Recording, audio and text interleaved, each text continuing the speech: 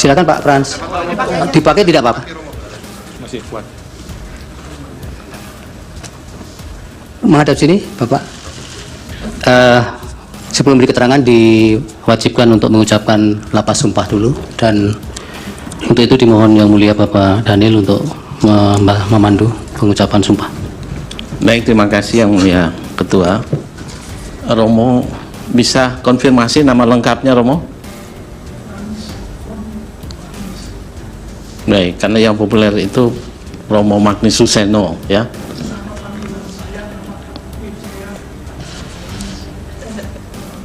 Baik, terima kasih.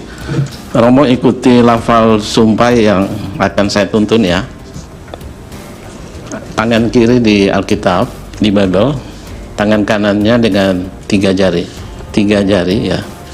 Tangan kirinya di Bible. Tangan. 3 jarinya tidak termasuk jempol ya. Baik, ikuti lafal janji yang saya tuntun ya Romo. Saya berjanji sebagai ahli akan memberikan keterangan yang sebenarnya sesuai dengan keahlian saya. Semoga Tuhan menolong saya. Baik, terima kasih. Saya kembalikan Ya, pada Yang Mulia Pak Ketua. terima kasih Yang Mulia. Oke.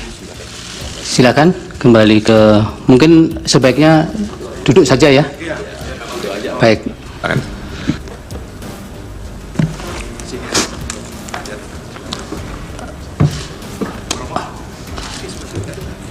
Romo ada waktu sekitar 10 menit untuk menyampaikan pengantar, nanti mungkin ada tanya jawab dari para pihak. Dipersilakan. Terima kasih. Yang Mulia para hakim, berikut ini saya mau memaparkan bahwa dalam kaitan dengan pemilihan umum Februari lalu yang singkat pemilu, ada unsur-unsur yang kalau betul-betul terjadi merupakan pelanggaran etika yang serius, serta apa implikasi pelanggaran itu.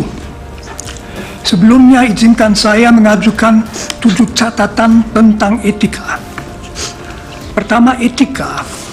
Dengan etika dimaksud ajaran dan keyakinan tentang baik dan tidak baik sebagai kualitas manusia sebagai manusia.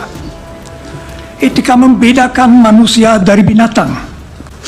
Binatang hanya mengikuti naluri-naluri alamiah, tetapi manusia sadar bahwa nalurinya hanya boleh diikuti apabila baik dan bukan tidak baik. Apakah seseorang itu baik atau buruk diukur dari apakah ia hidup secara etis atau tidak. 2. Hukum. Tuntutan-tuntutan paling dasar etika sejak ribuan tahun dituangkan manusia ke dalam ketentuan-ketentuan hukum. Misalnya larangan untuk menyiksa orang lain. Jadi tidak memperhatikan hukum yang berlaku dengan sendirinya merupakan pelanggaran etika.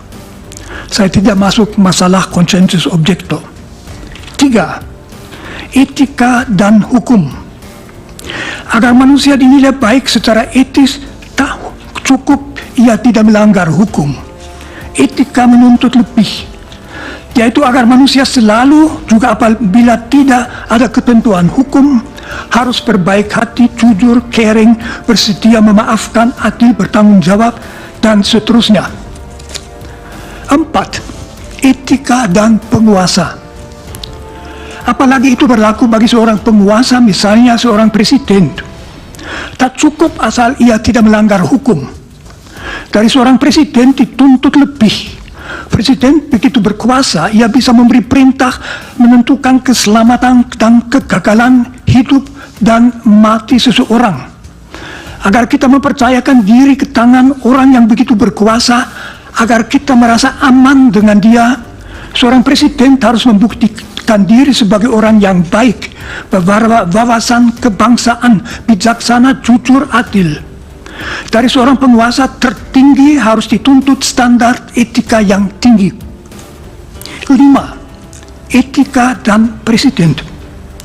Presiden adalah penguasa atas seluruh masyarakat. Oleh karena itu ada hal yang khusus yang dituntut daripadanya dari sudut etika. Pertama, ia harus menunjukkan kesadaran bahwa yang menjadi tanggung jawabnya adalah keselamatan seluruh bangsa. Segala kesan bahwa ia misalnya memakai kekuasaannya demi keuntungannya sendiri atau demi keuntungan keluarganya adalah fatal. Maka seorang presiden harus menjadi milik semua, bukan hanya misalnya milik mereka yang memilihnya. Kalaupun ia misalnya berasal dari satu partai, begitu ia menjadi presiden, segenap tindakannya harus demi keselamatan semua. Memakai kekuasaan untuk menguntungkan pihak-pihak tertentu membuat presiden menjadi mirip dengan pimpinan organisasi mafia. Di sini dapat diingatkan bahwa wawasan etis Presiden Indonesia dirumuskan dengan bagus dalam pembukaan Undang-Undang Dasar 1945.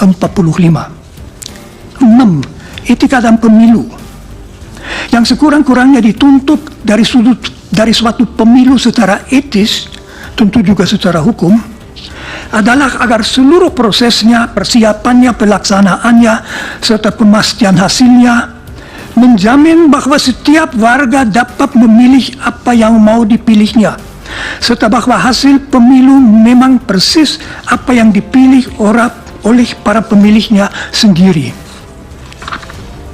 7. Kegawatan pelanggaran etika. Filosof Immanuel Kant memperlihatkan bahwa masyarakat akan menaati pemerintah dengan senang apabila pemerintah bertindak atas dasar hukum yang berlaku dan hukum yang berlaku adalah adil dan bijaksana. Apabila penguasa bertindak tidak atas dasar hukum dan tidak demi kepentingan seluruh masyarakat, melainkan memakai kuasanya untuk menguntungkan kelompok, kawan, keluarganya sendiri, motivasi masyarakat untuk menaati hukum akan hilang. Akibatnya hidup dalam masyarakat tidak lagi aman. Negara hukum akan merosot menjadi negara kekuasaan dan mirip dengan wilayah kekuasaan sebuah mafia. Sekarang saya ke bagian pelanggaran etika dalam kaitan dengan pemilu 2024. Pertama, pendaftaran Gibran Raka Buming Raka sebagai calon wakil presiden oleh Komisi Pemilihan Umum. Pendaftaran saudara Gibran sebagai cawapres oleh Dewan Kehormatan Penyelenggaraan Pemilu dinilai pelanggaran etika berat, karena pendaftaran itu dilakukan meskipun Majelis Kehormatan Mahkamah Konstitusi menetapkan keputusan Mahkamah Konstitusi yang memungkinkannya sebagai pelanggaran etika yang berat. Sudah jelas, mendasarkan diri pada suatu keputusan yang diambil dengan pelanggaran etika yang berat merupakan pelanggaran etika berat sendiri.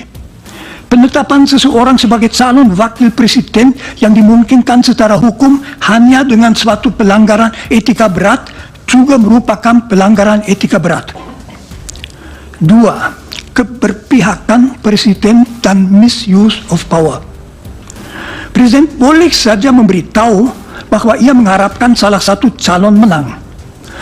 Tetapi begitu ia memakai kedudukannya, kekuasaannya untuk memberi petunjuk pada ASN, polisi militer, dan lain-lain untuk mendukung salah satu paslon, serta memakai kas negara untuk membiayai perjalanan-perjalanan dalam rangka memberi dukungan kepada paslon itu, ia secara berat melanggar tuntutan etika bahwa ia tanpa membeda-bedakan adalah presiden semua warga negara termasuk semua politisi.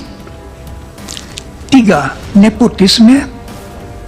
Kalau seorang presiden memakai kekuasaan yang diberikan kepadanya oleh bangsanya untuk menguntungkan keluarganya